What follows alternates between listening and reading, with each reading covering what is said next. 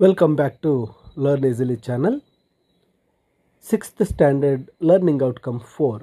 Use synonyms, antonyms to appropriately. Deduces word meaning from clues in context while reading a variety of texts. ಇಲ್ಲಿ synonyms ಮತ್ತು ಆಂಟಾನಿಮ್ಸ್ ಅಂದಾಗ ಸಮಾನಾರ್ಥಕ ಪದಗಳು ಮತ್ತು ವಿರುದ್ಧ ಪದಗಳನ್ನು ಬಳಸ್ತಕ್ಕಂತಹ ಒಂದು ಲರ್ನಿಂಗ್ ಔಟ್ಕಮ್ ಆಗಿರುತ್ತೆ.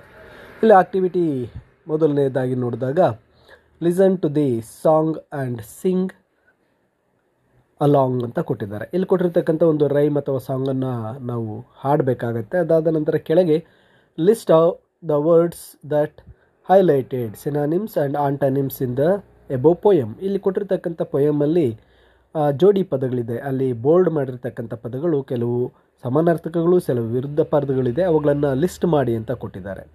ಇಲ್ಲಿ start, begin, smile, grin, make, create, scared, afraid ಇವೆಲ್ಲವೂ ಸಹ ಸಮಾನಾರ್ಥಕಗಳಾದರೆ ಕೆಳಗಿನ ಪ್ಯಾರದಲ್ಲಿ ಬಂದಿರತಕ್ಕಂಥ ಹ್ಯಾಪಿ, ಸ್ಯಾಡ್, ಗುಡ್, ಬ್ಯಾಡ್, ಆಮೇಲೆ ಹಾಟ್, ಕೋಲ್ಡ್, ಯಂಗ್, ಓಲ್ಡ್ ಇವೆಲ್ಲ ವಿರುದ್ಧಾರ್ಥಕ ಪದಗಳು, ಆಂಟಾನಿಮ್ಸ್ ಆಗಿರುತ್ತೆ.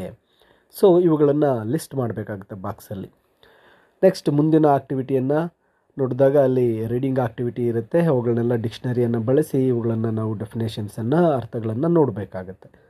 ಇನ್ನು ಹಾಗೆ ಮುಂದುವರಿತಾ ಇದ್ದಾಗ next activity take a dictionary and try to search the following words related sports and games, write the message in your notebook ಅಂತ ಕೇಳಿದ್ದಾರೆ. ಇವುಗಳ ಒಂದು ಅರ್ಥಗಳನ್ನು ಬರೀಬೇಕಾಗತ್ತೆ. ಆಕ್ಟಿವಿಟಿ 4.4ಗೆ ಬಂದಾಗ ಆಲ್ಫಾಬೆಟಿಕಲ್ ಆರ್ಡರ್ ಅಂತೇಳಿ ಒಂದಷ್ಟು ಫಿಲ್ ಇನ್ ದ ಬ್ಲ್ಯಾಂಕ್ಸ್ ಕೊಟ್ಟಿದೆ. There are 26 letters in English alphabet. Can you tell which is the 10th letter of the alphabet? J. Which is the letter comes before the letter F? E. ಈ ಒಂದು ಆಲ್ಫಾಬೆಟ್ಸನ್ನು ಬರೀಬೇಕು. Which letters comes after letter S? T. Then which letter comes between letter E and M? L.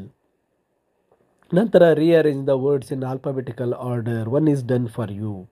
ಇಲ್ಲಿ ಡಿಕ್ಷನರಿಯಲ್ಲಿರ್ತಕ್ಕಂಥ ಹಾಗೆ alphabetical ಆರ್ಡರಲ್ಲಿ ವರ್ಡ್ಸನ್ನು ನಾವು ಬರಿಬೇಕಾಗುತ್ತೆ. ಮೊದಲನೇದಾಗಿ ಇಲ್ಲಿ ಫಸ್ಟ್ಗೆ ಬಂದಾಗ ನಾವು ಬರಿಬೇಕಾಗಿರ್ತಕ್ಕಂಥದ್ದು ಕಂಟ್ರಿ, ಫೇಲ್ಯೂರ್, ಅದಾದ ನಂತರ ಗೇಮ್, ನಂತರ ಪ್ಲೇಯರ್ ಆ್ಯಂಡ್ ಲಾಸ್ಟಲ್ಲಿ ಟೀಮ್. ಹಾಗೆ ನೆಕ್ಸ್ಟ್ ಒಂದು ನೋಡಿದಾಗ ಫಸ್ಟ್ ಬರಿಬೇಕಾಗಿರ್ತಕ್ಕಂಥದ್ದು ಡ್ಯಾನ್ಸರ್, ಅದಾದ ನಂತರ singer, then sprinter and teacher.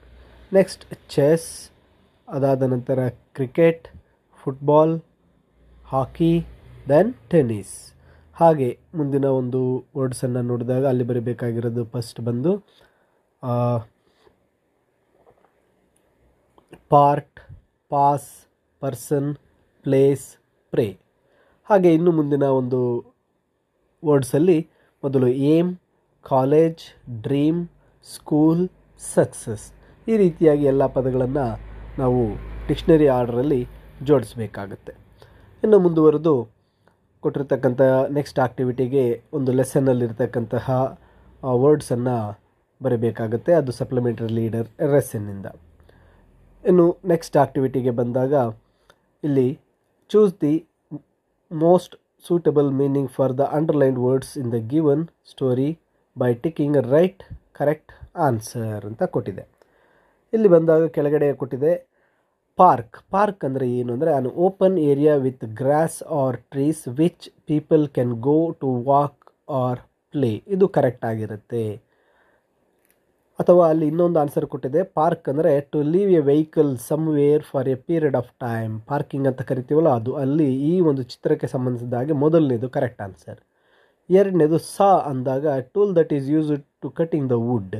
ಇಲ್ಲಿ ಕೊಟ್ಟಿರ್ತಕ್ಕಂಥದ್ದು ಗರಗಸ ಬಗ್ಗೆ ಕೊಟ್ಟಿದ್ದಾರೆ, ಅದು ತಪ್ಪಾಗುತ್ತೆ.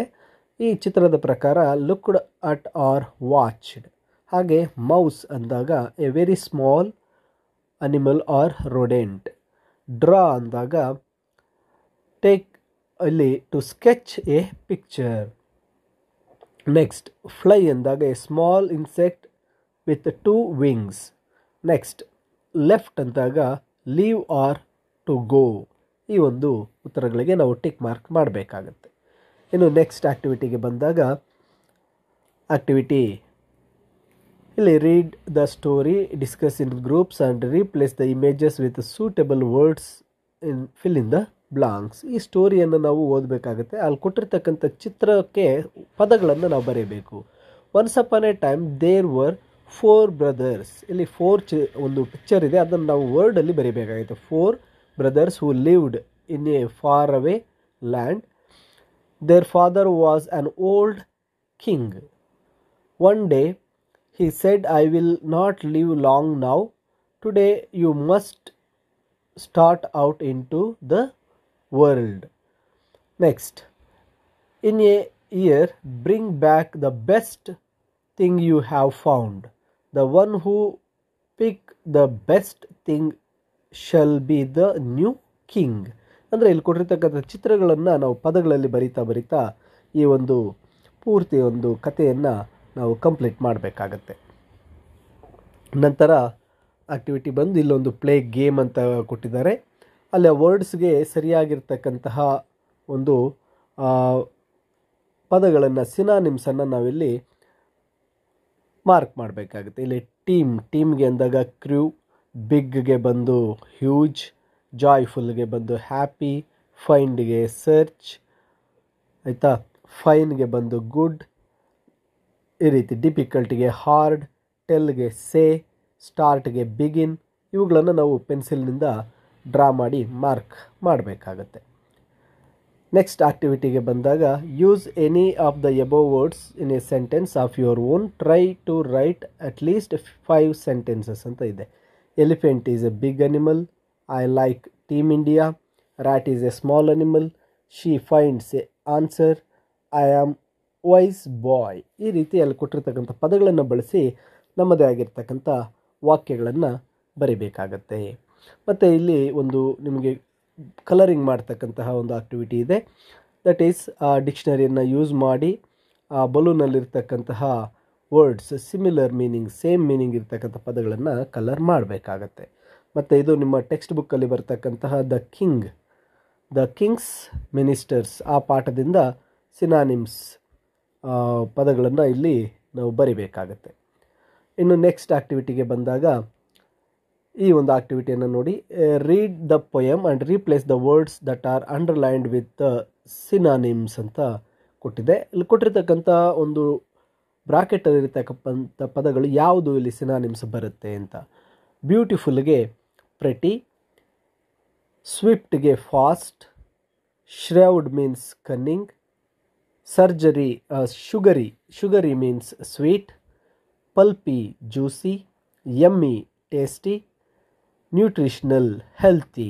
ಅಲ್ಲಿ ಮೇಲೆ ಬ್ರಾಕೆಟಲ್ಲಿ ಪದಗಳಿದೆ, ಇಲ್ಲಿ ಬೋಲ್ಡ್ ಆಗಿ ಅಂಡರ್ಲೈನ್ ಮಾಡಿರೋ ಪದಗಳಿಗೆ ಸೂಟ್ ಆಗ್ತಕ್ಕಂಥ ಸಿನಾನಿಮ್ಸನ್ನು ಬರೀತಕ್ಕಂಥದ್ದು. ನೆಕ್ಸ್ಟ್ ಆಕ್ಟಿವಿಟಿಗೆ ಬಂದಾಗ ಆಂಟನಿಮ್ಸ್.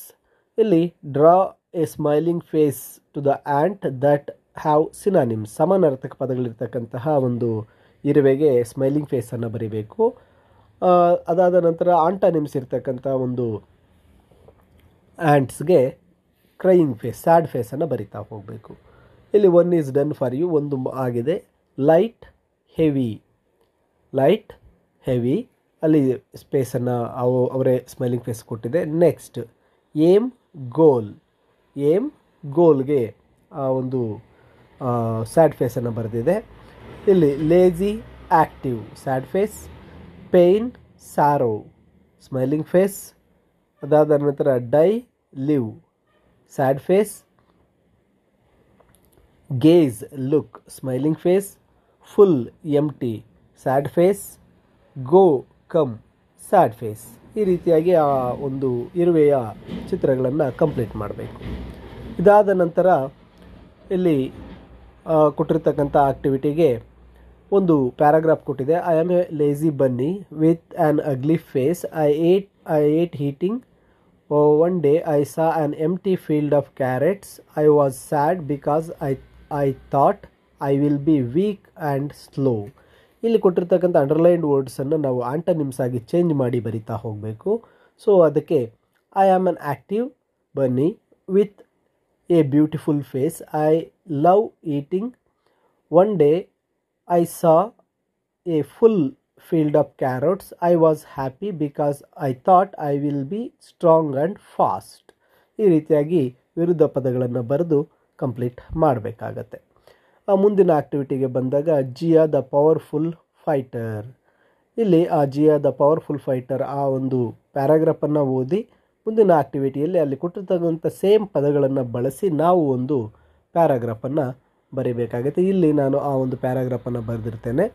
Ramya a poor girl from a village in Kolar surprised everybody by ranking 10 in UPSC. Her ability to fight disease and prove herself is an excellent thing. Her parents protect her from all unfavorable situations, did not stop her from accomplishing her achievement. ಇಲ್ಲಿ ಒಂದು thing he parents ಅಂತ ಬರೆದುಬಿಟ್ಟಿದ್ದೇನೆ. ಇದು ಹರ್ parents. ಇದಾದ ನಂತರ ಈ ಒಂದು ಆಕ್ಟಿವಿಟಿಯ ಕೊನೆಯದಾಗಿ ಮಕ್ಕಳು ಏನು ಕಲ್ತಿದ್ದಾರೆ ಅಂತಕ್ಕಂಥ ಸೆಲ್ಫ್ ಒಂದು ಟಿಕ್ ಮಾರ್ಕ್ಸನ್ನು ಮಾಡ್ತಕ್ಕಂತಹ ಒಂದು ಫೈನಲ್ ಬಾಕ್ಸ್ ಇದೆ. ನಂತರ ಫೀಡ್ಬ್ಯಾಕ್. ಸೊ ಇದು 6th ಸ್ಟ್ಯಾಂಡರ್ಡ್ ಲರ್ನಿಂಗ್ ಔಟ್ಕಮ್ 4 ಆಗಿದ್ದು ಯೂಸಸ್ ಆಂಟನಿಮ್ಸ್ ಆ್ಯಂಡ್ ಸಿನಾನಿಮ್ಸ್ ಒಂದು ಲರ್ನಿಂಗ್ ಔಟ್ಕಮ್ ಆಗಿರುತ್ತೆ. ಈ ಎಲ್ಲ ಉತ್ತರಗಳನ್ನು ನೀವು ನೋಡಿ ಹಾಗೂ ಒಂದು ಸಣ್ಣ ಮಿಸ್ಟೇಕ್ ಆಗಿದೆ, ಆ ಮಿಸ್ಟೇಕನ್ನು ಸರಿಪಡಿಸ್ಕೊಳ್ಳಿ ಅಂತ ತಿಳಿಸುತ್ತಾ ಎಲ್ಲರಿಗೂ ಧನ್ಯವಾದಗಳು.